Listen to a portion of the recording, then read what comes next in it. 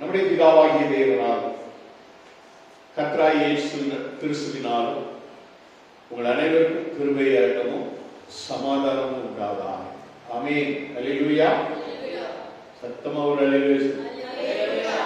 இந்த வேளையில் சிந்திக்கும்படியாக தெரிந்து கொள்கிற வேத வசனம் 2 நாளாகமும் 24ஆம் அதிகாரம் 22வது வசனம். Second Chronicle chapter 24 verse 22. Deep ஆகும். இவன் சாகும்போது கர்த்தர் அதை பார்ப்பார், அதை கேட்பார் என்றார். இந்த செய்திதான் என்ன அப்படின்னா, தலைப்பு கர்த்தர் அதை பார்ப்பார், அதை கேட்பார்.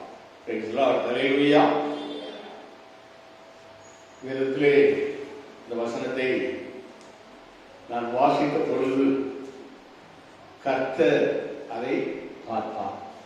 நம்முடைய ஆண்டவர் பார்க்கிற ஆண்டவர், கண்ணோக்கி பார்க்கிற ஆண்டவர், நம் ஒவ்வொருவரையும் நோக்கி பார்க்கிற ஆண்டவர்.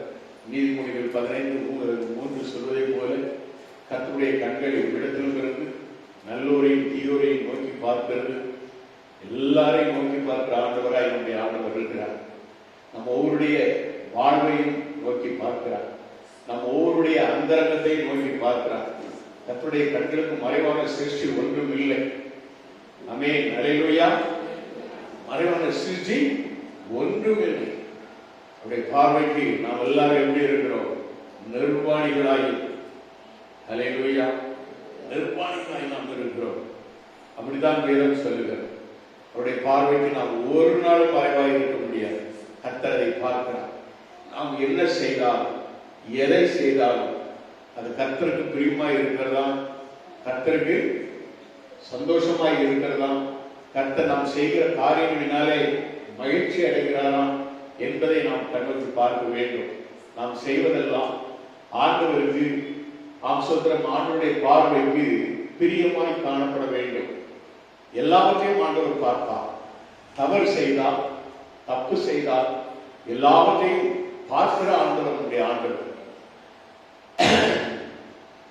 காயின் ஆபேலை கொண்ட பொழுது ஆண்டவர் பர்வத்தில் இருக்கிறாரே, அவர் நம்மை பார்த்திருக்க மாட்டார், நாம் செய்தது ஆண்டவருக்கு தெரியாது என்று காயின் நினைத்துதான் அவன் நினைச்சுதான் செய்த பாவத்தை கூட அவர் தெரியாதபடி, பாவத்தில் இருந்து விடுதலை பெற வேண்டும் என்ற எண்ணம் இல்லாதபடி அவன் பேசிக் கொண்டிருந்தான். ஆண்டவர், உன் சகோதரன் எங்கே, ஆபேல் எங்கே என்று கேட்ட பொழுது, நான் என்ன அவனுக்கு காவலாளியா என்று கேட்டார். கொன்றது இவன், கொன்று போட்டது இவன். ஆனால் என்ன சொன்னால், நான் இவனுக்கு காவலாளியா என்று கேட்கிறார். இன்னைக்கு அநேகர் அப்படித்தான். நாம் செய்த பாவங்களை மன்னிப்பு கேட்பது கிடையாது. நாம் செய்த பாவங்களை மறைத்து விடுகிறவர்களாய் காணப்படுகிறோம். நம்முடைய தப்புதல்களை நாம் மறைக்கிறோம், அக்கிரமங்களை மறைக்கிறோம். பாவங்களுக்கு ஆண்டவரிடத்திலே மன்னிப்பு கேட்டு விடுதலை பெற்றுக்கொள்வதே கிடையாது. நம்முடைய வாழ்க்கை என்பதே அப்படித்தான் போய்கொண்டிருக்கிறது. நாம் வாழ்விலே எப்பொழுது நாம் கர்த்தருக்கு முதலிடம் கொடுக்கிறோமோ, கர்த்தரை தேடுகிறோமோ, கர்த்தருடைய சமூகத்தில் வந்து நாம் செய்த தவறுகளுக்கு, தப்பிதங்களுக்கு அறிக்கை செய்து அந்த பாவத்தை விட்டு விடுகிறோமோ, ஆண்டவரிடத்திலிருந்து நாம் இரக்கம் பெறுகிறோம். அப்படி நாம் செய்யாதபடி நாம் பாவங்களை மறைத்தோமானால் நிச்சயமாக நம்முடைய வாழ்க்கையிலே விடுதலை என்பதே கிடையாது. அருமையான பிள்ளைகளே, வேதத்திலே நாம் பார்க்கும் பொழுது இப்படித்தான் நாம் பார்க்கிறோம். யோவான் எழுதின சுவிசேஷம் 19:37 அந்த வசனம் இப்படியாக சொல்லுகிறது, அல்லாமலும் தாங்கள் புத்திரவரை நோக்கி பார்த்தார்கள் என்று வேறொரு வேத வாக்கியம் சொல்லுகிறது என்று சொல்லப்படுகிறது. தாங்கள் புத்திரவரை நோக்கி பார்ப்பார்கள். அவர் என்ன பாவம் செய்தார்? நம்முடைய பாவங்களுக்காக அவர் அடிக்கப்பட்டார். நம்முடைய தப்பிதங்களுக்காக இயேசு மரணத்தை சுமந்தார். நம்முடைய மீறுதலுக்காக அவர் தண்டிக்கப்பட்டார். இதை நாம் எண்ணுவதே கிடையாது. அப்படி இல்லாமல் ஒரு நீதிமானை கொலை செய்தார்கள். வேதத்திலே சங்கீதங்கள் ஏசாயா 57:1 நாம் பார்க்கும் என்று சொன்னால், நீதிமான் மடிந்து போகிறார், அதை நினைவில் கொள்வதற்கு ஒருவரும் இல்லை. 57:1 அது சோதரம். நீதிமான் மடிந்து போகிறான், ஒருவரும் அதை மனதில் வைக்கிறதில்லை. புத்திமான்கள் எடுத்துக் கொள்ளப்படுகிறார்கள், ஆனாலும் தீங்கு வராததற்கு முன்னே நீதிமான் எடுத்துக் கொள்ளப்படுகிறான் என்பதை சிந்திப்பார் இல்லை. நேர்மையாய் நடந்தவர்கள் 2வது வசனம், சமாதானத்துக்குள் பிரவேசித்து தங்கள் படுக்கைகளில் இளைப்பாறுகிறார்கள் என்று சொல்லப்படுகிறது. இது சோதரம். இப்படித்தான் நீதிமானாய் வாழ்ந்தால் அவருடைய வாழ்க்கை, அவருடைய ஜீவிதம் தீங்கு வருவதற்கு முன்பாக எடுத்துக் கொள்ளப்படுகிறார்கள் என்று சொல்லப்படுகிறது. நாம் எல்லாரும் நீதிமான்களாய் வாழ்ந்தால் ஆண்டவருடைய ரகசிய வருகளை நாம் எடுத்துக் கொள்ளப்படுவோம். அதற்கு பின்பதாக வரக்கூடிய பயங்கரமான சோதனை காலம், பயங்கரமான உபத்திரவ காலம், இதிலிருந்து நாம் விடுவிக்கப்படுவோம். அப்படிப்பட்ட உபத்திரங்களை பார்க்காதபடி நம்மை ஆண்டவர் நினைச்சுவார், எடுத்துக்கொள்வார் என்பதை நாம் சிந்தித்து வாழ வேண்டும். அதுதான் முதல் வசனம் சொல்லுகிறது. நம்முடைய அருமை ரட்சகர் இயேசுவை அப்படிதான் சிலுவையில் அடித்தார்கள். அதே போல நாம் பார்க்கிறோம், அப்போஸ்தலர் நடபடியின் புத்தகத்திலே சேவானுடைய மரணத்தை குறித்து பார்க்கிறோம். சேவானை எல்லாரும் கல்லறிந்து கொண்டார்கள். அவன் செய்த தவறு என்ன? அவன் என்ன தப்பு செய்தான்? ஒன்றுமே இல்லை. இயேசுவை குறித்து அவர் சாட்சியாக பிரசங்கம் செய்தார். இயேசு கிறிஸ்துவை குறித்து அவன் பிரசங்கித்தார். எல்லாரும் மனம் திரும்ப வேண்டும், எல்லாரும் பாவத்திலிருந்து விடுதலையாக்கப்பட வேண்டும் என்று சேவான் தன்னுடைய வார்த்தையை எடுத்துரைத்தார். ஆனால் நடந்தது என்ன? சேவானை எல்லாரும் என்ன செய்தார்கள்? கல்லறிந்து கொண்டார்கள். அவன் சாகும் பொழுது கூட, ஆண்டவரே என் ஆத்மாவை எடுத்துக்கொள்ளும், இவர்களையும் மன்னியும் என்று அவனும் சொல்கிறார். தேவனுடைய பிள்ளைகளே, அப்படியாக நாம் வேதத்திலே நாம் பார்க்கிறோம். நம்முடைய ஆண்டவர் இயேசு நம் ஒவ்வொருவரையும் பார்க்கிறார். நம் ஒவ்வொருடைய உள்ளங்களையும் பார்க்கிறார். மனுஷன் முகத்தை பார்க்கிறான், கர்த்தரோ இருதயத்தை பார்க்கிறார். ஹல்லேலூயா. நம்முடைய இருதயத்தை பார்க்கிறவர். நாம் எப்படியாக ஆண்டவரை தொழுது கொள்கிறோம், எப்படியாக நாம் கர்த்தரை தேடுகிறோம், எப்படியாக தேவ சமூகத்தை நாம் வந்து நிற்கிறோம் என்பதை எல்லாவற்றையும் அவர் பார்க்கிறார். ஹல்லேலூயா. நாம் வாழ்கிற இந்த காலத்தில் நாம் சுதந்திரம் வேதத்திலே வெளிப்பட்ட சுவிசேஷம் 11ஆம் அதிகாரம் 9ஆம் வசனத்திலே வாசிக்கும் பொழுது, அந்த அதிகாரத்திலே வெளிப்படுத்தலே சொல்லப்பட்ட அந்த காரியம் என்ன என்று நாம் பார்த்தோம் என்று சொன்னால், 2 சாட்சியை ஆண்டவர் இந்த உலகத்திலே அனுப்புகிறார். 6ஆம் வசனம் சொல்கிறது, 3ஆம் வசனம் சொல்கிறது, என்னுடைய 2 சாட்சிகளும் 2 வசனம் முடிந்து கொண்டிருக்கிறவர்களால் 1260 நாளளவும் தீர்க்க தரிசனம் சொல்லும்படி அவர்களுக்கு அதிகாரம் கொடுப்பேன் என்று சொல்கிறார். 6ஆம் வசனம் சொல்லுகிறது, அவர்கள் தீர்க்க தரிசனம் சொல்லி வருகிற நாட்களிலே மழை பெய்யாதபடிக்கு வானத்தை அடைக்க அவர்களுக்கு அதிகாரம் உண்டு. அவர்கள் தண்ணீர்களை ரத்தமாக மாற்றவும், தங்களுக்கு வேண்டும் போதெல்லாம் பூமியை சகல வாதைகளாலும் பாதிக்கவும் அவர்களுக்கு அதிகாரம் கொடுத்தேன் என்று சொல்லப்படுகிறது. அதே வேளையிலே 7ஆம் வசனம் சொல்லுகிறது, அவர்கள் தங்கள் சாட்சியை சொல்லி குடித்திருக்கும் போது பாதாளத்திலிருந்து ஏறுகிற மிருகம் அவர்களோட யுத்தம் பண்ணி அவர்களை ஜெயித்து அவர்களை கொன்று போடும். அதை 9ஆம் வசனம் சொல்லுகிறது, ஜனங்களிலும் கோத்திரங்களிலும் பாஷைக்காரரிலும் ஜாதிகளிலும் உள்ளவர்கள் அவருடைய உடல்களை 3.5 நாள் வரைக்கும் பார்ப்பார்கள். அவருடைய உடல்களை கல்லறைகளில் வைக்க ஒட்டார்கள் என்று சொல்லப்படுகிறது. சகல ஜனங்களும் பார்க்கும்படியாக அந்த தீர்க்கதரிசியுடைய உடல்கள் கிடக்கும் என்று அதை எல்லாரும் பார்ப்பார்கள் என்றால் அது இந்த காலத்தான். இப்பொழுதுதான் நாம் பார்க்க முடியும். இப்பொழுதுதான் உலகத்திலே ஏதோ ஒரு மூலையிலே நடக்கிற ஒரு காரியம், எந்த காரியமாக இருந்தாலும் அடுத்த நொடி நம்முடைய மொபைலில் செய்தியாக வீடியோவாக நமக்கு கிடைக்கிறது. நாம் இப்ப வெளிப்படுத்தல் காலத்திலே நாம் இருக்கிறோம், ஆண்டுடைய வருகை காலத்திலே இருக்கிறோம். நாம் எப்படி நடக்கிறோம் என்பதை நாம் ஆராய வேண்டும். அருமையான தேவனுடைய பிள்ளைகளை, நாம் ஒவ்வொருவரையும் ஆண்டவர் பார்க்கிறார். அதுதான் இந்த வசனத்திலே தியானத்திலே நமக்கு சொல்லப்படுகிற அந்த 2 நாளாகும் 24, 22 படி கர்த்தர் அதை பார்ப்பார். ஏசாயா 8ஆம் அதிகாரம் Glory to God. ஏசாயா 8ஆம் அதிகாரத்திலே Glory to God, Hallelujah, ஸ்தோத்திரம்.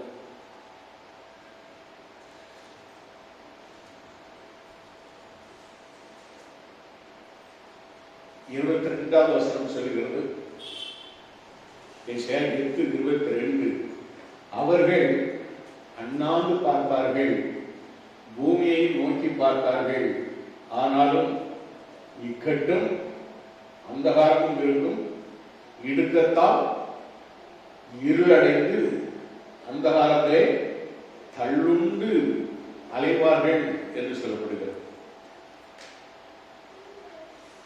யாரை குறித்து சொல்லப்படுகிறது என்றால், அவர்கள் என்றால் ஆண்டவரை தேடாதவர்கள், ஆண்டவரை பார்க்காதவர்கள், ஆண்டவரை உண்மையாய் ஆராதிக்காதவர்கள்.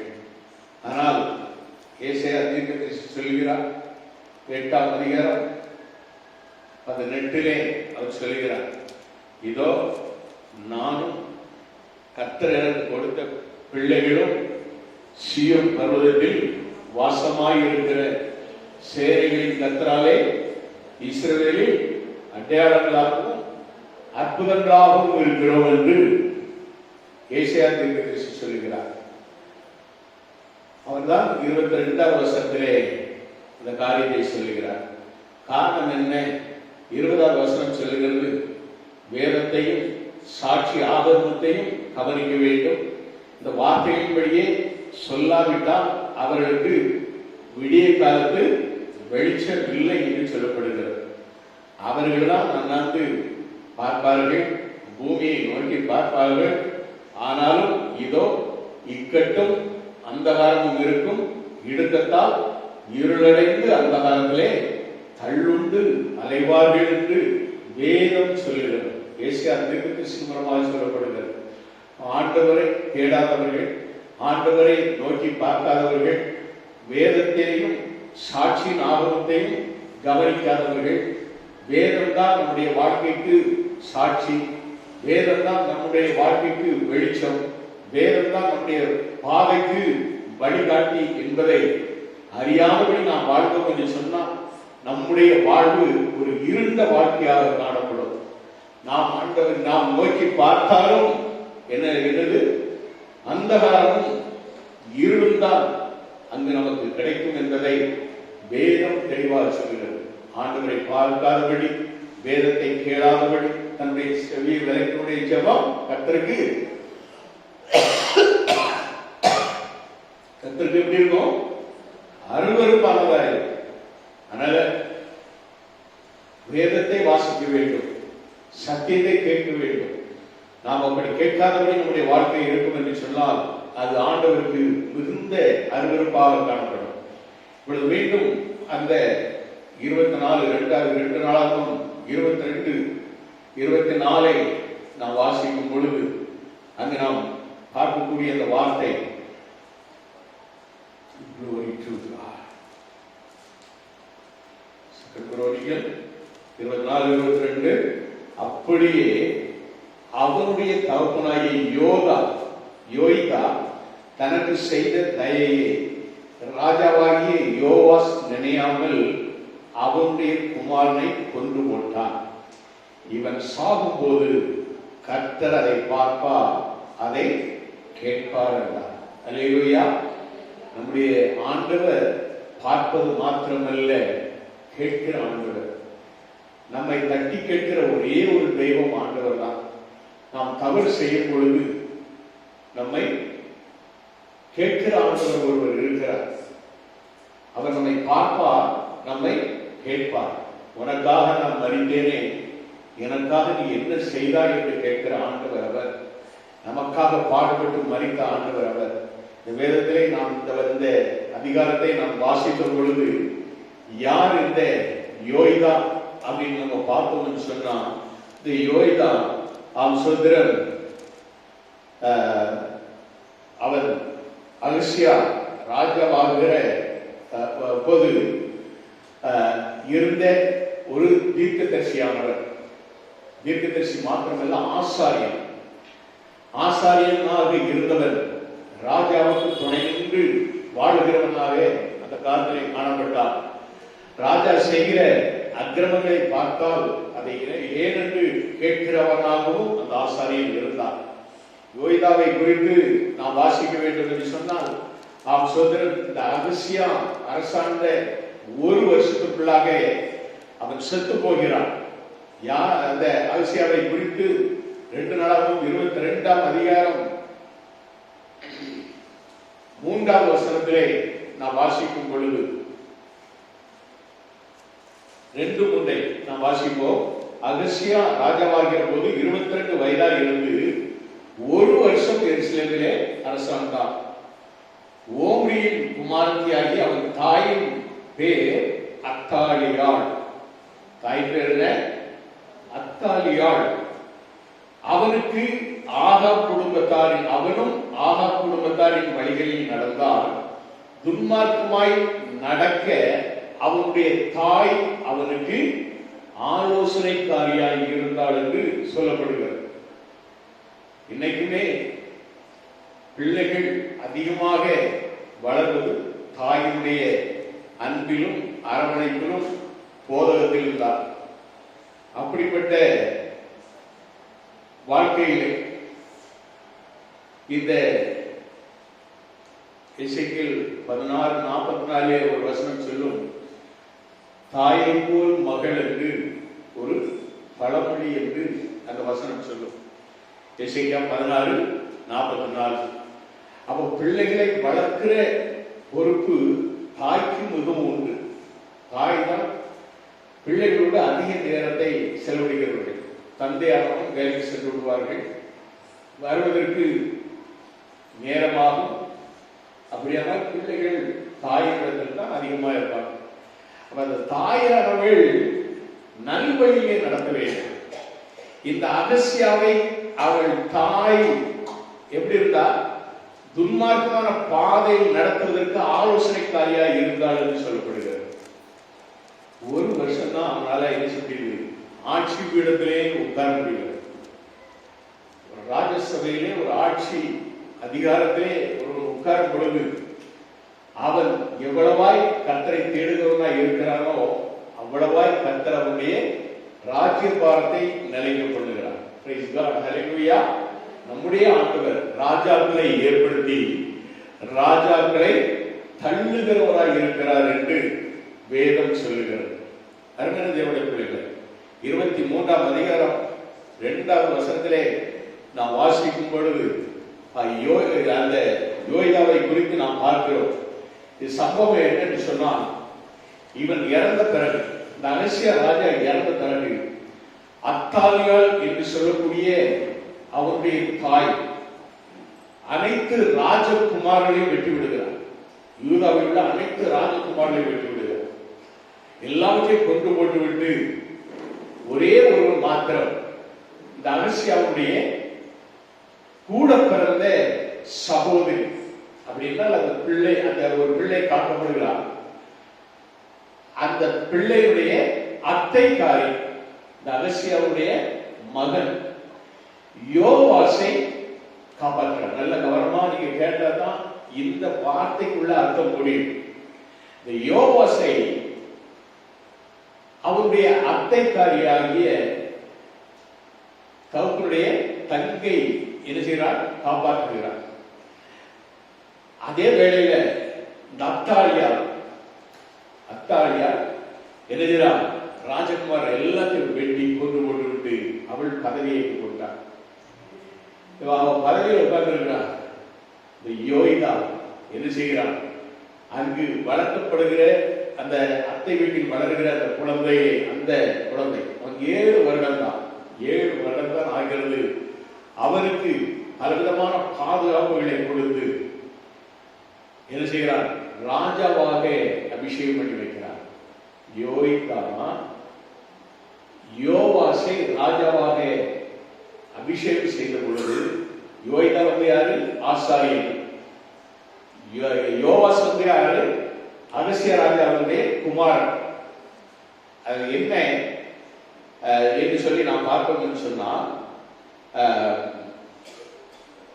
சுதந்திரன் 3ஆம் வசனம் 23:3, அந்த சபையார் எல்லாரும் தேவனுடைய ஆலயத்தில் ராஜாவோட உடன்படிக்கை செய்தார்கள். யோய்தா அவர்களை நோக்கி, இதோ கர்த்தர் தாவீதின் குமாரரை குறித்து சொன்னபடியே ராஜாவின் குமாரன் ராஜாவாக வேண்டும் என்ற அந்த வார்த்தையின் அடிப்படையிலே, சத்தியத்தின் அடிப்படையிலே அவனை ராஜாவாக அபிஷேகம் செய்கிறார்.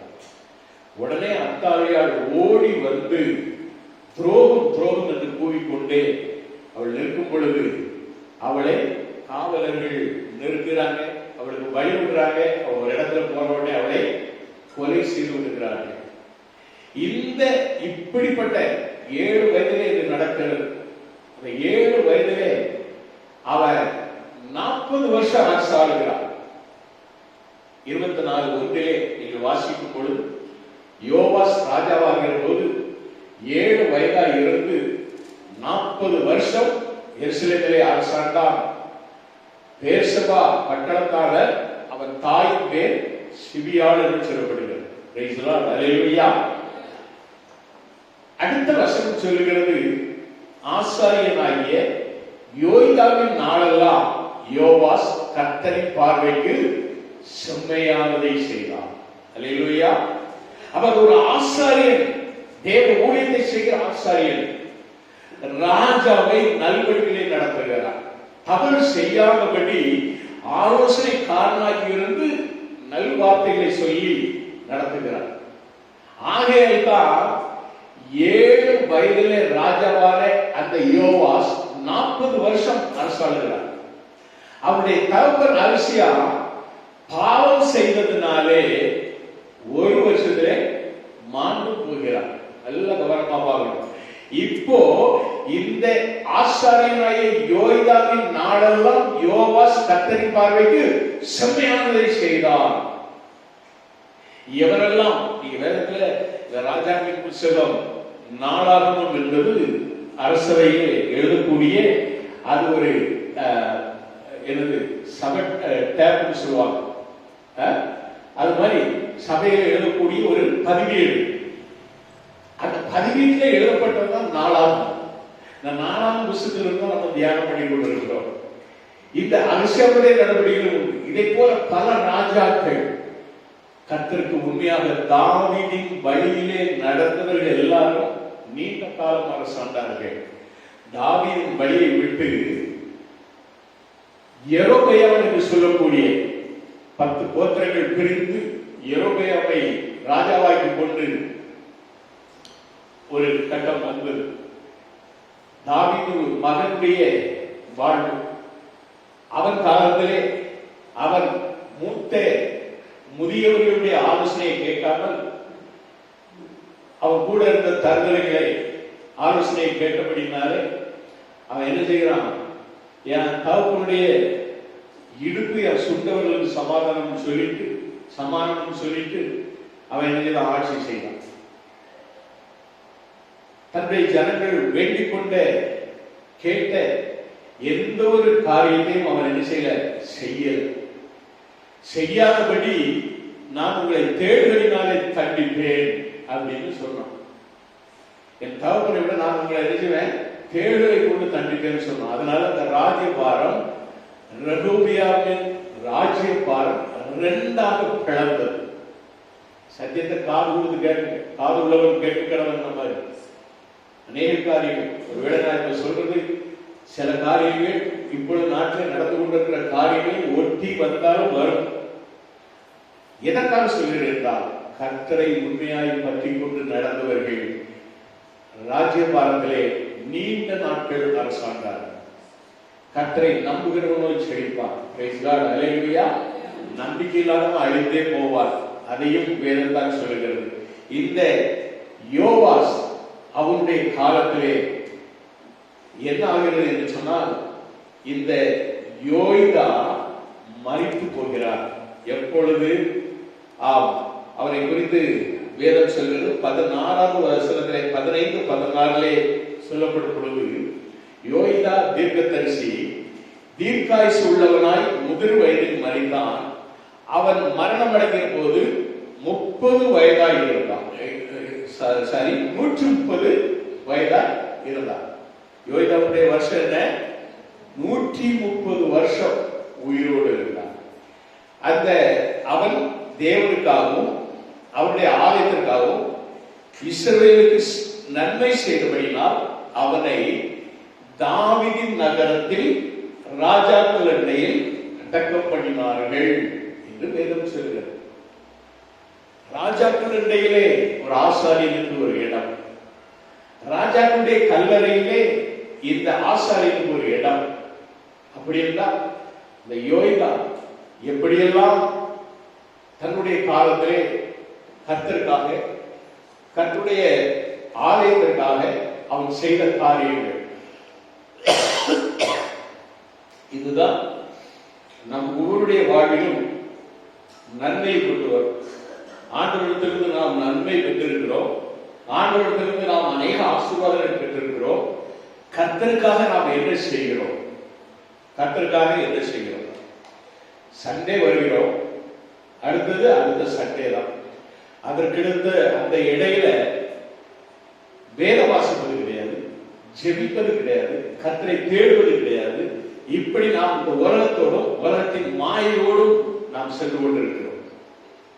ஆனால் இந்த யோய்தா வாழ்ந்த நாளெல்லாம் அவருடைய ஆசாரிய ஊழியத்திலே கர்த்தரின் பார்வைக்கு நலமான செய்தபடினால் அவனுடைய மரணத்திலே அவனை அடக்கம் செய்யப்பட்டது ராஜாக்கள் அண்டையிலே. ராஜாக்கள் அண்டையிலே அவருக்கு ஒரு கல்லறை கிடைக்கிறது. எவ்வளவு ஒரு மேன்மையான காரியம் அன்பான தேவனுடைய பிள்ளைகளே. அந்த யோய்தாவுடைய குமாரன் தான் சகரியா. அந்த யோய்தாவுடைய குமாரன் பேர் என்னது? சகரியா. அந்த காலத்துல அப்சோத்திரர் யோய்தா 17வது வசனம் சொல்லுகிறது, யோய்தா மரணம் அடைந்த பின்பு யூதாவின் பிரபுக்கள் வந்து ராஜாவை படித்துக் கொண்டார்கள். அப்பொழுது ராஜா அவர்களுக்கு செவி கொடுத்தார். அப்படியே அவர்கள் தங்கள் பிதாக்களின் தேவனாகிய கர்த்தரின் ஆலயத்தை விட்டுவிட்டு தோப்பு விக்கிரகங்களையும் சிலைகளையும் சேவித்தார்கள். அப்பொழுது அவர்கள் செய்த அந்த குற்றத்தின் நிமித்தம் யூதாவின் மேலும் எருசலேமின் மேலும் கடும் கோபம் உண்டது. எப்பொழுதெல்லாம் தேவனை விட்டுவிட்டு கர்த்தரை ஆராதிப்பதை விட்டுவிட்டு தேவனுடைய சமூகத்தை நாடுவதை விட்டுவிட்டு நீ விக்கிரகங்களை தேடி ஜோசியக்காரனை தேடி இன்னும் சூனிய வைப்பவர்களை தேடி உன் வாழ்க்கை போகிறதோ அப்பொழுது தேவனுடைய கோபம் உண்மையில் வரும். கடந்த வாரத்தில் தான் சொன்னேன், பந்தி கொடுப்பதற்கு முன்பதாக சொன்னேன், விக்கிரத்துக்கு முன்னால ஆடிட்டு தேவனுடைய சமூகத்தில் வந்து பந்திக்கு எழுதி அதை கை நீட்டு அதை அறுப்புண்டு போவாயின்னு சொன்னேன். ஒருத்தன் எந்திரிச்சு ஓடி போயிட்டான். ஞாபகம், ஒருத்தன் மட்டும் இல்லை, யாராக இருந்தாலும் சரி, நீ தேவனுக்கு முன்பாக உண்மையாக அவரை படுத்து கொள். கர்த்தரை தேடு, கர்த்தர் அதை பார்ப்பார். அதை மட்டும் ஞாபகம், கர்த்தர் அதை பார்ப்பார், அதை கேட்பார். நியாய தீர்ப்பின் நாளில் உன்னை ஆண்டவருக்கு முன்பாக சரியாய் நீ உன்னை நிறுத்த வேண்டும். ஆம், நம்மை நாமே நிதானித்து அறிந்தால் நாம் நியாயம் தீர்க்கப்படும் என்று 1 கொரிந்தியர் 11ஆம் அதிகாரத்திலே நாம் வாசிக்கிறோம். அருமையான தேவனுடைய பிள்ளைகளே, நம்முடைய ஆண்டவர் பார்ப்பார், கேட்பார். இந்த சம்பவம் என்ன ஆயிற்று என்றால் 19ஆவது வசனத்திலே வாசிக்கும் பொழுது அவர்களை தம்மிடத்திற்கு திருப்பம் பண்ண கர்த்தர் அவர்களிடத்திலே தீர்க்கதரிசிகளை அனுப்பினார். அவர்கள் ஜனங்களை திடசாட்சியாய் கடிந்து கொண்டார்கள். ஆனாலும் அவர்கள் செவி கொடுக்கவில்லை. உன்னோடு பேசுகிறவர் ஆண்டவர், உன்னோடு கூட பேசுகிறவர் சத்திய தேவன், உன்னோடு கூட பேசுகிறவர் தம்முடைய தீர்க்கதரிசிகளை கொண்டு பேசுவார், ஊழியக்காரர்களை கொண்டு பேசுவார். உன் காது, உன்னுடைய செவிகள் அதை கேட்காதபடி தடுத்து உங்கள் பாவத்திலே நீங்கள் செல்வீர்கள் என்று சொன்னால், தேவனுக்கு செவி கொடுக்காமல் போவீர்கள் என்று சொன்னால் உங்களுடைய வாழ்க்கை எப்படி இருக்கும் என்பதை குறித்துதான் இந்த வேதத்திலே நாம் பார்க்கிறோம். அப்பொழுது வேதம் சொல்லுகிறது 20ஆவது வசனத்திலே, அப்பொழுது தேவனுடைய ஆவி ஆசாரியனாகிய யோய்தாவின் குமாரனான சகரியாவின் மேல் இறங்கினால் அவன் ஜனத்திற்கு எதிரே நின்று இவ்வளவு நாட்களும் அநேக தீர்க்கதரிசிகள் அவரிடத்தில் போதகம் பண்ணினார்கள். ஒருவேளை அவர்கள் சத்தம் போட்டு மேடையில் நின்று பேசியிருக்க மாட்டார்கள். ஆனால் இந்த யோய்தாவின் குமாரனாகிய இந்த சகரியாவின் மேல் ஆவி இறங்கின பொழுது அவன் ஜனங்களுக்கு எதிரே நின்று, நீங்கள் கர்த்தருடைய கற்பனைகளை மீறுகிறது என்ன? இதனால் நீங்கள் சித்தி பெற மாட்டீர்கள் என்று தேவன் சொல்கிறார். நீங்கள் கர்த்தரை விட்டுவிட்டதினால் அவர் உங்களை கைவிடுவார் என்றார். தீர்க்கமாக சொல்கிறார் ஒரு தீர்க்கதரிசி. கர்த்தருடைய ஆவி இறங்கினாலே அவர் சொல்கிறார். அதனால் அவர்கள் அவருக்கு விரோதமாக கட்டுப்பாடு பண்ணி கர்த்தருடைய ஆலய பிரகாரத்தில் ராஜாவுடைய கற்பனையின்படி அவனை கல்லெறிந்து கொண்டார்கள். என்ன? ராஜா பிளான் பண்ணி கர்த்தருடைய ஆலயத்திலே அவன் பேசிக் கொண்டிருக்கும் பொழுதே, அவன் கர்த்தருக்கு சாட்சியாக நின்ற பொழுதே அவனை கல்லெறிந்து கொண்டார்கள். அப்படியே வேதம் சொல்லுகிறது. அப்படியே அவருடைய தகப்பனாகிய யோதா தனக்கு செய்த தயையை ராஜாவாகிய யோவாஸ் நினையாமல் அவருடைய குமாரனை கொன்று போட்டான். இப்ப நல்லா இந்த செய்தியுடைய சாராம்சம் என்ன? தகப்பனாகிய யோய்தா இந்த யோவாசை 7 வயதிலே ராஜாவாக்கி 40 வருஷங்கள் அவன் அந்த சிம்மாசனத்திலே உட்கார பண்ணி அவனுக்கு ஆலோசனை கட்டனாக இருந்தது மாத்திரமல்ல, நாட்டை செம்மையானபடி ஆளுகை செய்ய அவனுக்கு ஆலோசனை கட்டனாக இருந்தான். இப்ப அவன் தப்பு பண்றான். யோய்தா இறந்த உடனே ராசாரி ஒரு ஊழியக்காரர் இருந்த நான் அநேக சபைகளை பார்த்திருக்கிறேன். சுதந்திரம் சபை நல்லா நடத்திட்டு போவாரு, அவரு இறந்து போவாரு. குறிப்பிட்ட காலத்துக்கு பிறகு ஆண்டவர் அவரை எடுத்துக் கொள்கிறார். ஆனால் அவருடைய பிள்ளையுடைய காலங்களிலே அந்த சபை எப்படி இருக்கிறது? தேவையிலே நடத்துகிறார்களா? எப்படி அவருடைய பாதைகள் இருக்கிறது? சில வேளைகளிலே சபையோடு ஒத்து போவோம் என்று எந்த ஒரு ஊழியக்காரன் நினைக்கிறானோ அப்பொழுது அந்த சபையிலே பாவங்கள் பெருகும். அந்த சபையில் நியாயத்தை பார்க்க முடியாது. அவன் தேவனுடைய ஆலோசனையை கேட்டு சபையை நடத்தினால் மாத்திரம்தான் அவரும் நிலைப்பார், அந்த சபையும் ஆசீர்வதிக்கப்படும். பிரைஸ் லார்ட், ஹல்லேலூயா. அப்படி இல்லாதபடி சபை இப்படி சொல்லுத, ஜனங்கள் இப்படி சொல்றாங்க அப்படின்னு நம்ம நினைச்சோம்னா இந்த ஆராதனை இப்போ எத்தனை மணிக்கு ஆரம்பிக்கணும்? 9 மணிக்கு இல்ல, 10:30க்கு ஆரம்பிக்கணும். அந்த மாதிரி மாறி அருமையான தேவனுடைய பிள்ளைகள், கர்த்தர் என்ன சொல்கிறாரோ அதன்படி செய்ய வேண்டும். இந்த யோய்தா அப்படித்தான் அவரை நடத்தினான். இவன் செத்த ஒருபாடு அவன் மாறினான். மீண்டும் தோப்பு கிரகங்களை அவனுடைய பாட்டி காலத்துல செய்த அனைத்து தோப்பு விக்கிரகங்களையும் விக்கிரகங்களின் ஆராதனையும் அவன் செய்ய ஆரம்பித்தான். கர்த்தருக்கு கடும் கோபம் உண்டபடினாலே இந்த ஆசாரியன் யோய்தாவுடைய மகன் அதை தீர்க்கமாக சொன்னபடினாலே இந்த சகரியாவை அவர்கள் கொலை செய்கிறார்கள். இந்த சகரியா சாகும் பொழுதுதான் அவர் சொல்றான், கர்த்தர் அதை பார்ப்பார், அதை கேட்பார் என்றார். அல்லேலூயா.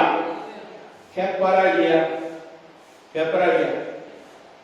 நம்முடைய ஆண்டவர் ஜீவனுள்ள தேவன். ஒன்ன மட்டும் ஞாபகம், நீ என்ன பண்ணாலும் ஆண்டவர் இறக்கம் உள்ளவர், என்ன மன்னிச்சிருவாருன்னு சொல்லி நீ பாவத்தின் மேல் பாவத்தை கூட்டிக் கொண்டே இருந்தால் பாவத்திற்கு தண்டனை சகதியிலே வரும். அடிக்கடி கடிந்து கொள்ளப்பட்டும் தன் பிடரியை எரிஞ்சேனும் அவன் மனக்காம நிமித்தி கொண்டிருக்கிறானே, சகாயமணி சடிதிலே சாவான் என்று வேதம் சொல்லுகிறது. நான் சொல்ல பைபிள் சொல்லுது, நீதிமொழிகள் சொல்லுகிறது. கடிந்து கொள்ளப்படும் பொழுது ஆண்டவர் முன்பாக நீ தாழ்த்தணும். இந்த யோவாஸ் அப்படி செய்யாதனால அவனுக்கு என்ன வருகிறது? மறு வருஷத்துல சொன்னான், கர்த்தர் அதை பார்ப்பார், அதை கேட்பார். ஒரு வருஷத்துல மறு வருஷத்திலே சீரியாவின் சேனைகள் அவனுக்கு விரோதமாக யூதாவில் எருசலேமில் வந்து ஜனத்தில் இருக்கிற பிரபுக்களை எல்லாம் அழித்து கொள்ளையிட்டு அவர்கள் உடைமைகளை எல்லாம் தமஸ்குவின் ராஜாவுக்கு அனுப்பினார்கள். சீரியாவின் சேனை சிறு கூட்டமாய் வந்திருந்தாலும் அவர்கள் தங்கள் பிதாக்களின் தேவனாய கர்த்தரை விட்டுவிட்டபடியினால் கர்த்தர் மகா பெரிய சேனையை அவர்கள் கையில் ஒப்பு கொடுத்தார். அவர்கள் யோவாசுக்கு தண்டனை செய்தார்கள். சொன்ன ஊழியக்காரன் ஆசாரியன் தன்னுடைய ராஜ்யபாரத்திற்கு சப்போர்ட்டா நின்றவன், ஒரு தூணாக நின்று துணையாக நின்று பாதுகாத்த ஆசாரியன் அவனை மதிக்கல. அவனுடைய பிள்ளை தீர்க்க தரிசனம் சொன்னபடினாலே சகரியாவை கொலை செய்தான். இங்கு யோவாசுக்கு தண்டனை செய்தார்கள். அவர்கள் அவனை மகா வேதனைக்குள்ளாக விட்டு போனார்கள். தண்டனை எப்படி தெரியுமா?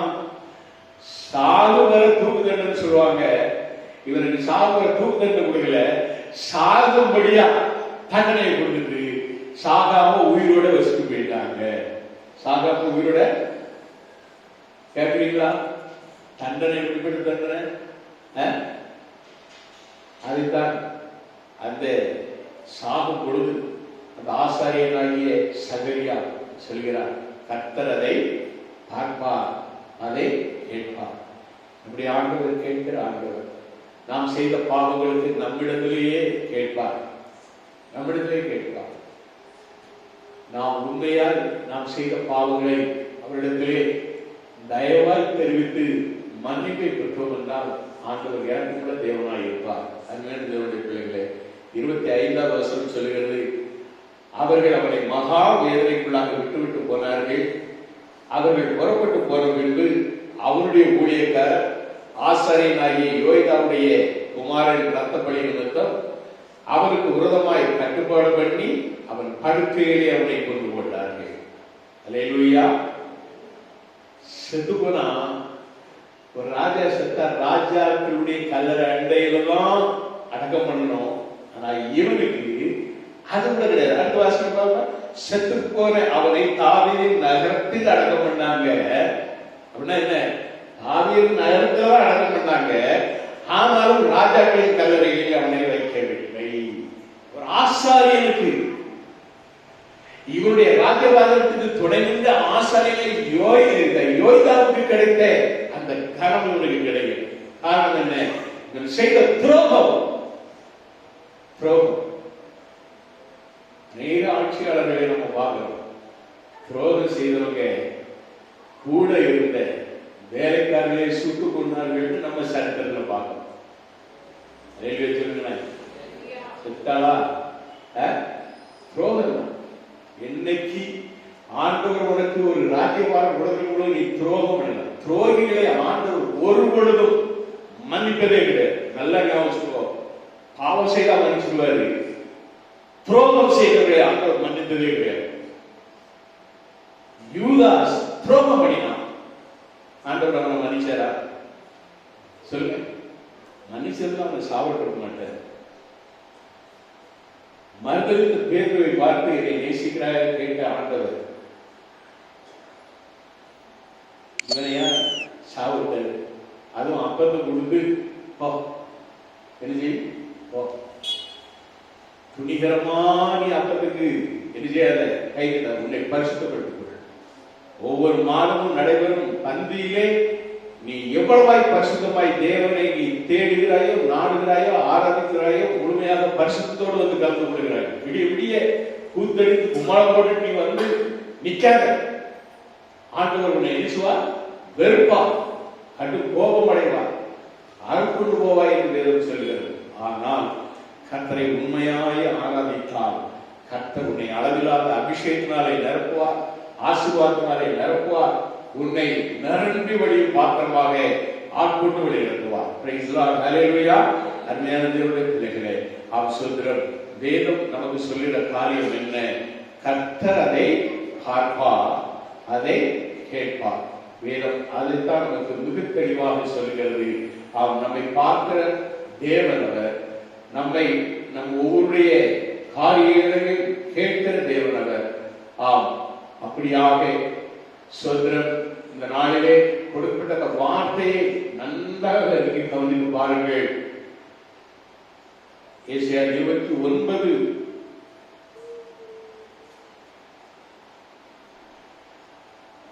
ஏசாயா 29:18 வாசிக்கும் பொழுது, அக்காலத்திலே செவிடர் புஸ்தகத்தின் வசனங்களை கேட்பார்கள், குருடரின் கண்கள் இருளுக்கும் அந்தகாரத்துக்கும் நீங்களாகி பார்வையடையும். செவிடர் புஸ்தகத்தின் வசனங்களை கேட்பார்கள். இதைத்தான் ஆண்டவர் நமக்கு வாக்குத்தத்தம் கொடுத்தே அந்த 14வது வசனங்களை நாம் வாசிக்கும் பொழுது பார்க்கிறோம். ஆதலால் இதோ நான் அற்புதமும் ஆச்சரியமான பிரகாரமாக இந்த ஜனங்களுக்குள்ளே ஒரு அதிசயத்தை செய்வேன். நானும் சபையில் ஏற்பட்ட அதிசயம் தான் நடக்கணும்னு நான் பார்க்கிறேன். எல்லாருடைய செவிகளும் திறக்கப்படணும், எல்லாருடைய கண்களும் திறக்கப்படணும், செவிகள் கேட்கணும். ஒரு இங்க ரோமன் கத்தோலிக்க சர்ச்சில் பாவ மன்னிப்பு என்று ஒரு நாள் நியமித்திருப்பாங்க. சாமியார் ஒரு கூண்டுக்குள்ள உட்கார்ந்து போய் முழங்கால் படிட்டு பாவத்தெல்லாம் சொல்லுவாங்க. அப்படி ஒரு மனுஷன் போய் பாவத்தை சொல்லியிருக்கலாம். இவர் எல்லாத்தையும் கேட்டு அவருக்கு பாவ மன்னிப்பு கொடுத்து சில ஆலோசனைகளை கொடுத்துருக்காரு. அவங்க முடிச்சு போயிருக்காங்க. மறுவாரம் வந்திருக்காங்க. மறுவாரமும் அதே நேரம் அதே டைமுக்கு அதே பாஸ்டர் அதே சாமியாருக்கு முன்னால வந்து முழங்கால் போட்டு அதே பாவத்தை திருப்பி சொல்லி அவர் அதை கேட்டுக்கிட்டே இருந்திருக்காரு. அவர் அதை கேட்டுட்டே இருந்துட்டு அப்பவும் அவர் என்ன செய்திருக்கிறாரு, அவனுக்கு பாவ மன்னிப்பு கொடுத்தோம்ல பல ஆலோசனைகளை சொல்லி அனுப்பிச்சு விட்டார். அடுத்த வாரமும் வந்திருக்கான். அதே நேரத்தில் வந்திருக்கான். பழையபடியும் முழங்கால் போட்டிருக்கான். பழையபடியும் அவன் என்ன செய்யறான், பாவ அறிக்கை செய்யறான். இவர் இருக்கிற அந்த கூட்டத்துக்கு இப்படி வச்சுட்டு அவருக்கு நேரம் முன்னால உட்கார்ந்துக்கிட்டு என்ன பண்ணாரு, அவன் முடிச்ச உடனே அவங்கிட்ட பேச ஆரம்பிச்சவரு தொட்டு பேச ஆரம்பிச்சாரு. அவன் எந்திரிச்சான்னு சொன்னானா, நீர் ஏதோ சொல்றீரு, ஆனா எனக்கு ஹலோ நீர் ஏதோ பேசுறீரு, ஆனா எனக்கு என்னன்னு கேட்கல. அப்படின்னா என்ன, 3 வாரமும் அவன் பாவ அறிக்கை செய்தார தவிர அவருக்கு பாவ மன்னிப்போடு ஆலோசனை சொல்லல. அந்த சாமியாருடைய வார்த்தை காதல கேட்கல. செவிட்டு விரியலாம். செவிட சபை அப்படி இருக்கக்கூடாது. கர்த்தருடைய வார்த்தையை சொல்லும் பொழுது செவி கொடுத்து கேட்க வேண்டும், அதன்படி நடக்க வேண்டும். கர்த்தர் அதை பார்ப்பார், அதை கேட்பார். கர்த்தருடைய நாமத்துக்கு பயன்படுத்தார்கள். ஆமென், அல்லேலூயா. கண்களை முடிச்சு